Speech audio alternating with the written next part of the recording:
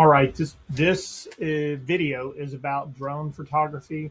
I'm going to use an apartment complex because it's a file set that I happen to have on hand, but all the principles will apply. So this is how I have been doing drone photography. The big points are I do 3 brackets, auto-bracking, HDR drone photography. That way you've got more than enough files. Sometimes you don't need the brackets, but if you have the brackets, then you know you've got the shot. And that's just a safety measure that I do because on a sunny day, half of the photos may be looking at the sun, so you need those brackets. On a cloudy day, sometimes it'll pull the blues out of the sky.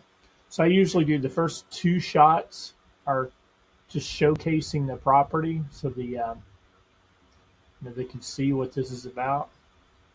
This is an apartment complex in Lebanon. It's not a nice apartment complex. It's one I shot last spring for one of our commercial brokers. But the idea is just to get the first 2 shots so that when they're going through the files, once these are posted online, they're in the order. I always try to shoot everything in the order that it's going to be showcased online. So, for example, I always try to shoot the front of the house first, then walk through the house the way the traffic pattern goes, and then right out the back. And then drone the same way. I try to show the first 2 photos. The reason I do 2 to kind of showcase the property, the second one we're going to gray out. And I've already got a video in the onboarding blog about how to gray out. And all I do is that on the second photo, I'll show this now real quick. I just have created a gray brush.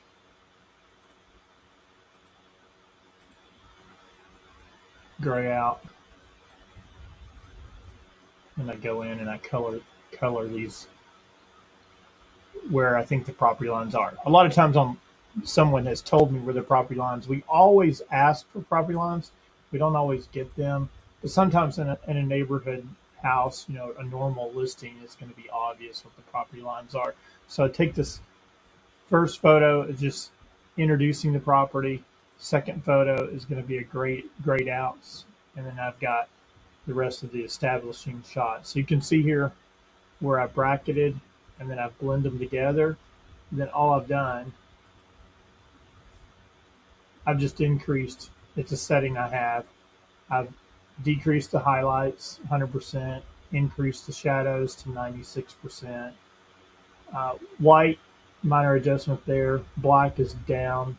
These 2 could really be in the middle. There's not much difference if the photos. And then I always increase texture a little bit because that sharpens the photo. Clarity, just plus 10. Dehaves plus 10. Vibrance plus 17. And 26 on saturation. The big one on drone photos, not in the summer, but in the kind of November to Valentine's Day, saturation is good because it increases the green. From about the end of October through the beginning of the spring, everything is just really brown. So it's good to increase the saturation. Midsummer, you really don't have to do that. I'm just explaining what I do and not really anything major there. The big thing is increasing the saturation if needed and increasing the shadows because you can see that makes a big difference. Something like that makes a huge difference. So that's the presetting I'm doing. And I just have a Real Estate Photographer Pro preset that applies that to all the photos. All right, so we're HDR, 3 brackets on drone photos, circling the property. The first 2 photos are just establishing shots. Second photo, we're graying out. And then we're going to move down. I'm going to show you what I'm doing. So then I just circle the property. I'm just circling the property.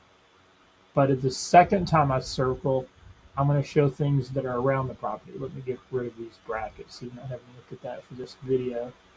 And you can kind of see where I start including some horizon. Now on this property, we were taking a lot of photos because it's a huge marketing package they order. But I always like to include on the second time or third time around, it's different for different properties, different packages. I like to include a little bit of the horizon because now I'm trying to show what's around the property and I'm trying to establish a point of view. So here they were trying to showcase that it's next to major employment centers, it's next to new neighborhoods, so there's an opportunity to redevelop this land, and it's very close to the freeway, very convenient. So that's important. They're trying to show that. So my point there is on your second time around, or maybe the third time around, depending on the size of the property, you want to focus having the property roughly in the middle of the photo, but give us some establishing shots to show what's around the property. And then I usually, let's see if I did it here, on the last couple of photos, I come right down and look at the property. So the first two, establishing photos, show the property. Second photo, we gray out the property line, if you know it. If you don't worry, we'll get with the agent and figure out what the property line is. And then give me some establishing shots around the property to show the property line, to show what's around the property. And that would, right there is where we would normally end a average house in your neighborhood. Get a couple of shots looking down so you could show the case of the backyard. Now in this one, this is a commercial shoot. I'm just going to show what we do in a commercial shoot. We fly and get some low-level altitude shots of the buildings because there's a lot of assets here, and we do quite a few property shoots for commercial brokers that are selling these apartments, and they're trying to show their investors the condition of these buildings. You can see where I'm flying at a low-level altitude. I'm showing the parking lot, the building, and the condition, because that's what they're interested in. Investors are interested in the condition of the property, so they can, they do a lot of math to see what their return on investment is going to be the next few years. So commercial property is a little bit different. We want lots of photos. With drone photos, I always provide a few extra, and I always take a few extra of everything, every shoot, because I never want to have to go back. It's very expensive and time consuming to go back to your project. So you always want a few extras of everything.